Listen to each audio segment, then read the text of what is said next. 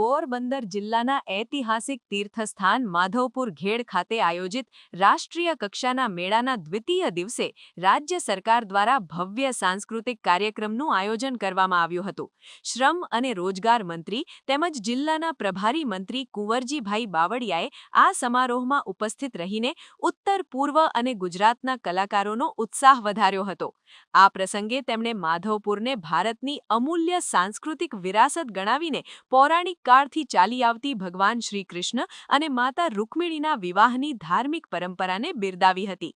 મંત્રીશ્રીએ પોતાના સંબોધનમાં વિશેષ ઉલ્લેખ કર્યો હતો કે વડાપ્રધાન નરેન્દ્રભાઈ મોદીના માર્ગદર્શન હેઠળ આ પારંપરિક મેળાને હવે રાષ્ટ્રીય સ્તરનું બહુમાન પ્રાપ્ત થયું છે.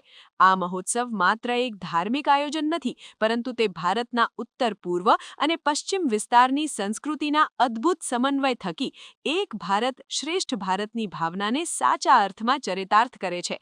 કેન્દ્ર અને રાજ્ય સરકારના સંયુક્ત પ્રયાસોથી હસ્તકલાના કારીગરોને પોતાનું કૌશલ્ય પ્રદર્શિત કરવા માટે એક મોટું મંચ પૂરું પાડવામાં આવ્યું છે, જેના પરિણામે સ્થાનિક સ્તરે અને આસપાસના વિસ્તારોમાં રોજગારીની નવી તકોનું પણ વ્યાપક સર્જન થઈ રહ્યું છે.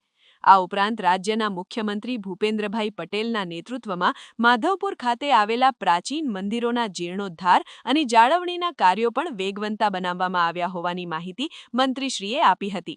કાર્યક્રમની શરૂઆતમાં જિલ્લા કલેક્ટર S.D. ધાણાણીએ મેળામાં આવતા દર્શનાર્થીઓ માટે સમુદ્ર તટની વિવિધ રમતો અને પ્રદર્શન કક્ષો સહિત ઊભી કરાયેલી સુવિધાઓ અંગે માહિતગાર કર્યા હતા. મંત્રીશ્રીએ ભગવાન માધવરાયજીના દર્શન કરવા સાથે પર્યાવરણ જાગૃતિના ભાગરૂપે પ્રદૂષણ મુક્ત અભિયાન અંતર્ગત કાપડની થેલીઓનું વિતરણ પણ કર્યું હતું. આ સમારોહમાં સાંસ્કૃતિક મંત્રાલયના ઉચ્ચ અધિકારીઓ, સ્થાનિક ધારાસભ્યો અને વહીવટી તંત્રના પદાધિકારીઓ બહોળી સંખ્યામાં ઉપસ્થિત રહ્યા હતા.